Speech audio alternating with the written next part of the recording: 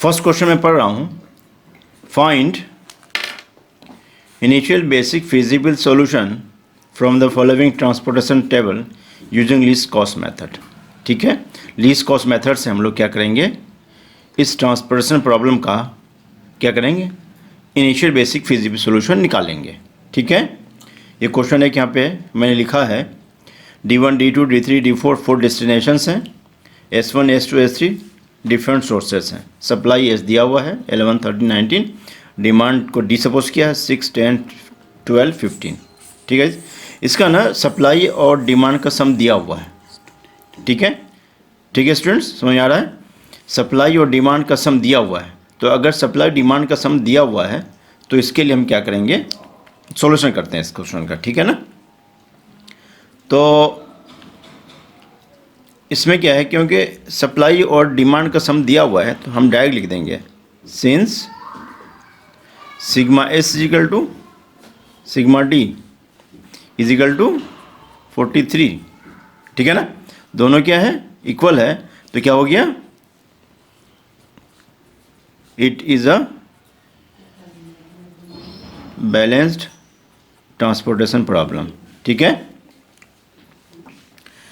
अब इस क्वेश्चन को मैंने फिर से क्या कर लिया है, उतार लिया है. ठीक है ना, इस क्वेश्चन को मैंने क्या है, फिर से उतार लिया है. ठीक है, अब इसमें क्या है, एलसीएम में मैंने क्या डिस्कस किया था, जब इसका डिफरेंशियल बताया था तो मैंने इसमें आपसे ये कहा था कि जो ये टेबल दी हुई है ट्रांसपोर्टेशन टेबल, और टेबल के अंदर की वैल्यू को ट्रांसपोर्टेशन कॉस्ट कहते हैं. तो इसमें हम देखेंगे कि होल टेबल में द स्मॉलेस्ट वैल्यू कौन सा है या मिनिमम वैल्यू कौन सा है इसमें. ठीक है, तो होल टेबल को जब मैंने देखा तो इसमें से स्मॉलेस्ट वैल्यू कौन सा दिखा, हमें 3 दिखा.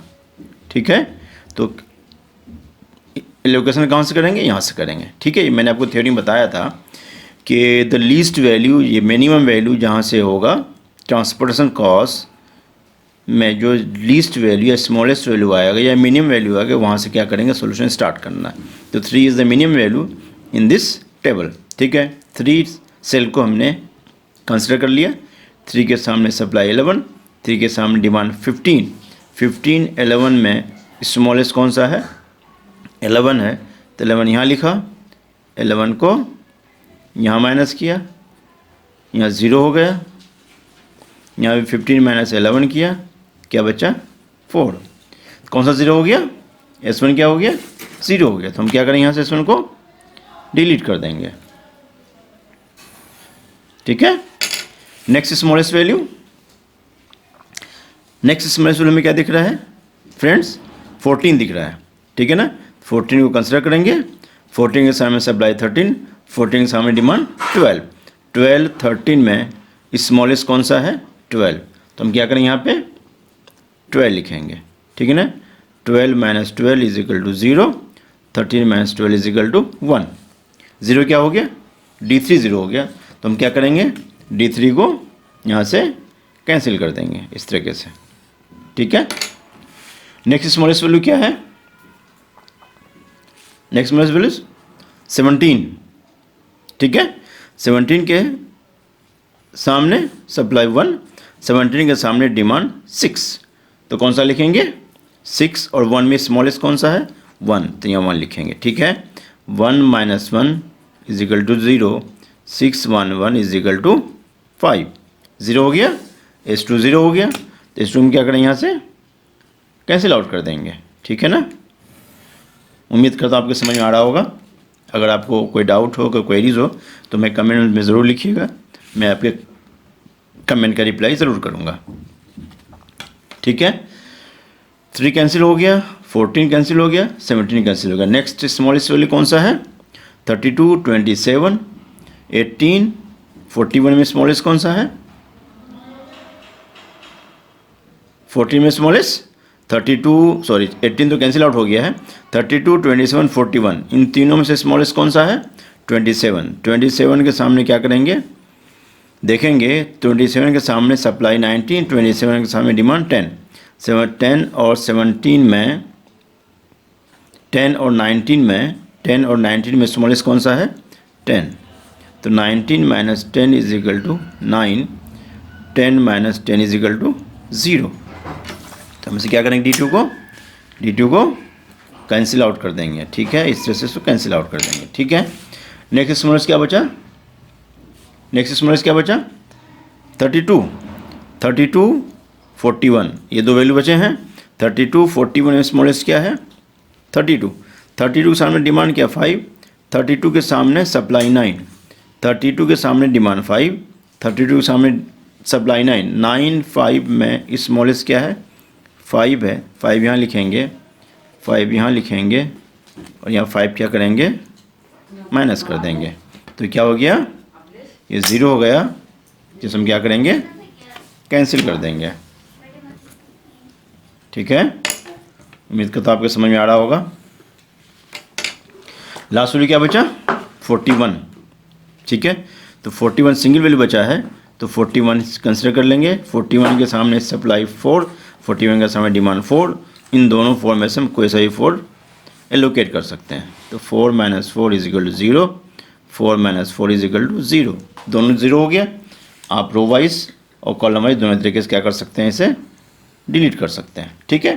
सारे एलोकेशन हो गए, ठीक है ना। तो इस तरह से लीस्ट कॉस्ट मेथड को हम क्या करते हैं सॉल्व कर लेते हैं, ठीक है ना। अब इसका हम लोग क्या करते हैं फाइनल टेबल बनाते हैं, ठीक है। फाइनल टेबल में क्या है, फाइनल टेबल में उसी सेल में वैल्यू लिखेंगे जिसमें हमने क्या किया है एलोकेशन किया है, ठीक है। तो अब आप इससे पहले टेबल में देखेंगे तो उसमें आपको क्या दिखेगा, उसमें क्या दिखेगा आपको, मैं आपको दिखा देता हूँ। इसमें क्या क्या एलोकेशन हुआ है, ये देखिए, इसमें आप लोग 3, 11 एलोकेशन हुआ है, 17, 1, 14, 12, 32, 5, 27, 10, 41, 4, इन सब सेल में हमने क्या किया एलोकेशन किया है, ठीक है ना। इसको क्या कहेंगे ऑक्यूपाइड सेल कहेंगे। तो इसी सेल की वैल्यू को हम क्या करेंगे यहाँ पे लिखेंगे, ठीक है।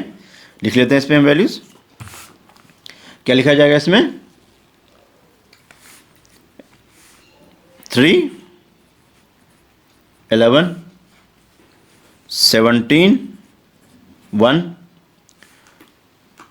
14, 12, 32, 5, 27, 10, 41, 4, ठीक है। मैंने कंडीशन लिखा था, कंडीशन क्या था, if m plus n minus 1 is equal to number of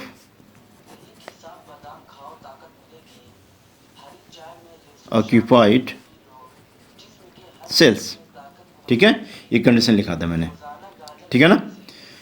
तो m क्या है नंबर ऑफ रोज, n क्या है नंबर ऑफ कॉलम्स। तो इसमें कितने रोज हैं S1, S2, S3, 3 रोज हैं, D1, D2, D3, D4 क्या है 4 रोज हैं, कॉलम्स हैं, ठीक है ना। तो m number of rows, n number of columns, ठीक है ना। तो 3 plus 4 minus 1 is equal to occupied cell कितने हैं 1, 2, 3, 4, 5, 6, ऑक्यूपाइड सेल कितने हैं 6 हैं, ठीक है। 3 plus 4 7, 7 minus 1 6, 6 is equal to 6, दोनों आपस में क्या हो गया इक्वल हो गया। इसका मतलब क्या हो गया, ये IBFS initial basic feasible solution exist, ठीक है। Therefore transportation cost is equal to,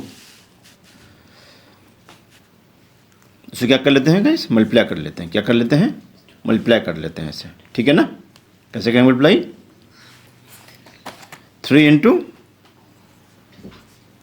11 plus 17 into 1 plus 14 into 12 plus